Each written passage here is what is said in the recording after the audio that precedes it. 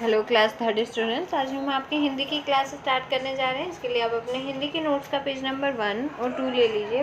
Page number 1 पर आप देख सकते हैं कि आपका पार्ट 7 कर्तव्य यहाँ पर आपको मिल जाएगा, जिसे आज हमें कंप्लीट करना है। जिन बच्चों के पास बुक्स अवेलेबल है वो देख आपकी बुक के पेज पार्ट 7 पर कर्तव्य आपको फुल चैप्टर मिल जाएगा। इसी के साथ में आपकी ऑनलाइन क्लासेस और ऑफलाइन क्लासेस दोनों ही लग रही हैं।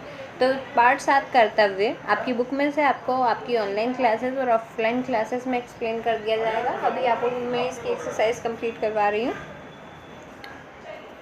पार्ट 7 कर्तव्य के यहाँ पर आपको कुछ शब्दार्थ दिए हुए हैं। शब्दार्थ में आपको कठिन शब्दों का सरल अर्थ बताया गया है, जिसमें पहला आपको यहाँ पर दिया हुआ है निश्चय।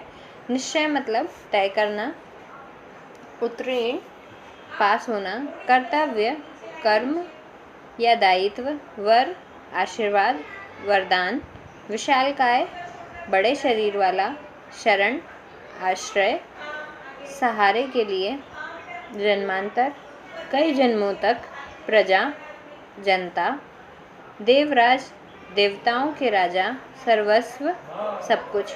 यहाँ पर आपको पाठ 7 कर्तव्य के शब्दार्थ यहाँ कंप्लीट होते हैं। नीचे आप देख सकते हैं यहाँ पर आपको इस पाठ के प्रश्न उत्तर दिए हुए हैं। आप अपनी ऑनलाइन क्लासेस और ऑफलाइन क्लासेस अटेंड कर यह चैप्टर ज़रूर अच्छे से एक्सप्लेनेशन इसका सुनिएगा, तभी आप इसके क्वेश्चन आंसर्स और बाकी एक्सरसाइज इजीली समझ पाएंगे और लर्न कर पाएंगे। निम्नलिखित प्रश्नों के उत्तर दीजिए। आपको इस पाठ के प्रश्न उत्तर यहाँ पर दिए हुए हैं, जिसके उत्तर आपको साथ में लिखे हुए दिए हुए हैं, और उत्तर लिखने के लिए आपको यहाँ पर स्पेस भी दिया हुआ है। तो यहाँ पर आपको उत्तर लिखकर इसे कंप्लीट करना है। साथ ही में इसे लर्न करने के लिए आप एक रफ कॉपी में राइट कर लर्न भी कर सकते हैं। तो आइए हम इस पाठ के प्रश्न उत्तर स्टार्ट करते हैं, जिसमें आपको पहला प्रश्न यहाँ पर दिया हुआ है, राजा का नाम क्या था। तो यहाँ पर आपको उत्तर में लिखकर पूरा करना है। राजा का नाम शिवी था। इस कहानी में एक राजा, यहाँ पर कर्तव्य चैप्टर में आपको एक राजा की कहानी दी हुई है, उस राजा का नाम शिवी था। सेकंड, राजा शिवी की परीक्षा किसने ली। तो इस कहानी, जब आप ये कहानी पढ़ेंगे तो आप इसके क्वेश्चन आंसर्स बिना लर्न किए ही आपको अच्छे से समझ में आ जाएंगे। तो आप अपनी ऑनलाइन और ऑफलाइन क्लासेस ज़रूर अटेंड कीजिएगा और इन क्वेश्चन आंसर्स को अच्छे से समझिएगा। तो राजा शिवी की परीक्षा किसने ली। तो आपको उत्तर में यहाँ पर लिखना है, राजा शिवी की परीक्षा देवराज इंद्र और अग्निदेव ने ली। तो किसने की जगह आपको देवराज इंद्र और अग्निदेव राइट कर इसे कंप्लीट करना है। नेक्स्ट आपका क्वेश्चन थर्ड यहाँ पर आपको दिया हुआ है, कबूतर कौन बना था। तो उत्तर में यहाँ पर है, कबूतर अग्निदेव बने थे। तो कौन की जगह आपको अग्निदेव राइट कर यहाँ कंप्लीट करना है। अग्निदेव बने थे आप यहाँ पर लिखेंगे तो वो ज़्यादा सही होगा। फोर्थ, कर्तव्य पाठ से आपको क्या शिक्षा मिलती है। तो कर्तव्य पाठ से हमें यह शिक्षा मिलती है कि राजा शिवी की तरह हमें भी कर्तव्य का पालन करने में अपना सर्वस्व लगा देना चाहिए। इस चैप्टर में आपको कर्तव्य यानी कि अपने कर्म या दायित्व की कहानी बताई गई है कि एक राजा किस तरीके से अपने कर्तव्य और दायित्वों का निर्वाह करने में अपना सर्वस्व लगा देता है। तो इस कहानी से हमें यही शिक्षा मिलती है कि जिस तरह राजा शिवी ने अपने कर्तव्यों का पालन करने के लिए अपना सर्वस्व लगा दिया था, उसी तरीके से हमें भी अपने कर्तव्यों का पालन करने के लिए अपना सर्वस्व लगा देना चाहिए। यहाँ पर इसके प्रश्न उत्तर कंप्लीट हो सकते हैं। नीचे आप देख सकते हैं यहाँ पर आपको किसने किससे कहा दिया हुआ है इस चैप्टर की अगली एक्सरसाइज जो कि है।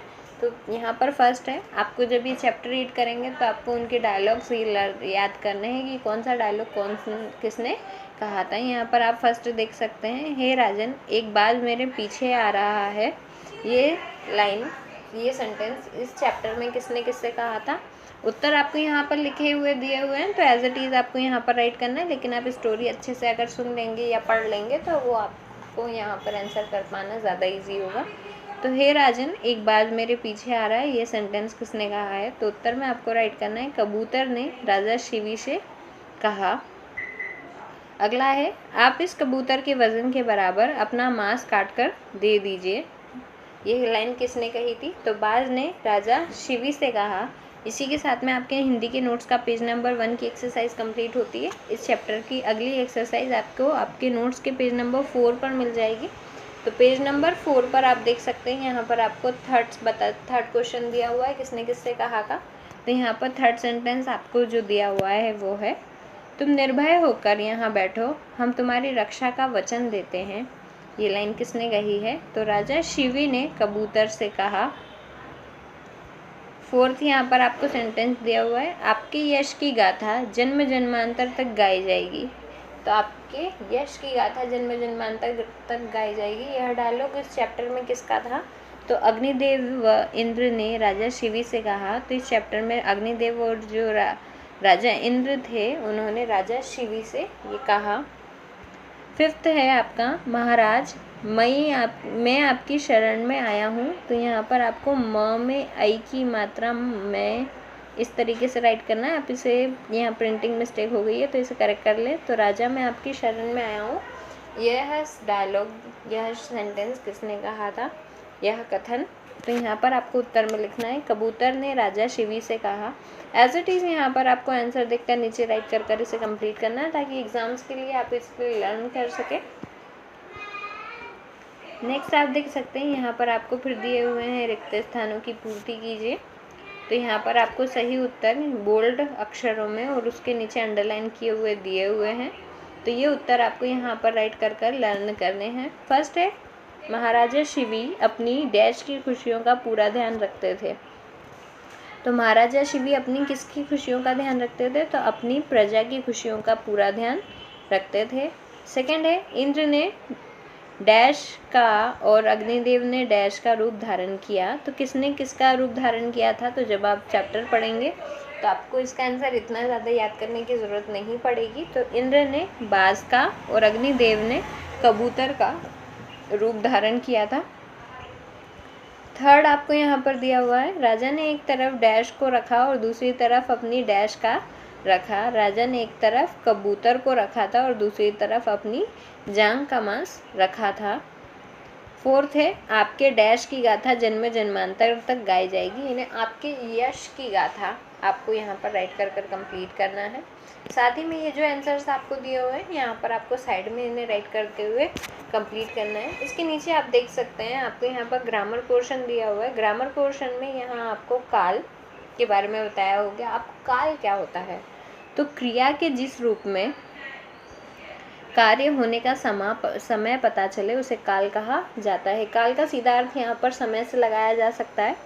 तो यहाँ पर क्रिया के जिस रूप में कार्य होने का समय पता चले उसे काल कहा जाता है। उदाहरण के तौर पर वाक्य मैं खाना खा चुका हूँ को देखा जा सकता है। इस वाक्य में मैं करता है, खाना क्रिया है एवं चुका हूँ द्वारा दर्शाया गया है कि यह क्रिया भूतकाल में क्रियान्वित की जा चुकी है। तो काल क्रिया किए जाने के समय को दर्शाता है।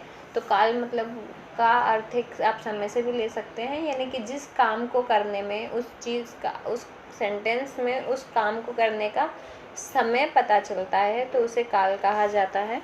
तो यहाँ पर देखिए, आपको एग्जाम्पल में दे ही चुका है कि मैं खाना खा चुका हूँ में मैं करता है, खाना खाना एक क्रिया है और चुका हूँ से हमें ये पता चल रहा है कि यह क्रिया कब हुई है, यह क्रिया भूतकाल में हुई है, यानी कि वो हो चुकी है। भूतकाल यानी कि बीता हुआ समय। यहाँ पर आप देख सकते हैं, यहाँ पर और एग्जाम्पल्स के थ्रू आपको समझाया हुआ है। जैसे कि मैं खाना खा चुका हूँ, ये हुआ आपका भूतकाल। मैं खाना खा रहा हूँ यानी कि ये आपका वर्तमान यानी कि प्रेजेंट की अभी जो समय जो अभी चल रहा है। एंड मैं खाना खाऊंगा मीन्स हम फ्यूचर प्लानिंग कर रहे हैं, यानी कि हम भविष्य के बारे में बता रहे हैं कि मैं कुछ समय बाद ऐसा करूँगा, मैंने अभी तक किया नहीं है। तो इस तरीके से हमारे समय को हमने 3 हिस्सों में यहाँ पर भूतकाल, वर्तमान काल और भविष्य काल में बांटा हुआ है। तो भूतकाल जो आपका समय बीत चुका है, वर्तमान काल जो आपका समय चल रहा है और भविष्य काल यानी कि आने वाले समय में आप वो कार्य करने वाले हैं। तो इन तीनों ही वाक्यों में कर्ता व क्रिया एक ही है, लेकिन किए जाने का समय अलग अलग है। वह समय चुका रहा एवं आऊँगा के कारण पता चल रहा है। जिस प्रकार यहाँ पर क्रिया को 3 कालों में बांटा गया है, इसी प्रकार काल के 3 भेद होते हैं। तो यहाँ पर आपको काल के 3 भेद बताए गए हैं जो कि मैंने आपको बताए थे, भूतकाल, वर्तमान काल और भविष्य काल। भूतकाल मतलब बीता हुआ समय में किया गया कार्य। वर्तमान काल यानी कि जो समय आपका चल रहा है वह, और भविष्य काल यानी कि आपके आने वाले समय की यहाँ पर बात हो रही है। इसी के साथ में यहाँ पर पेज नंबर 4 पर आपका पार्ट 7 और आपका काल कंप्लीट होता है। यहाँ पर आपको काल की परिभाषा लर्न करनी है। आपकी एग्ज़ाम्स के ग्रामर पोर्शन में आपसे ये पूछा जा सकता है।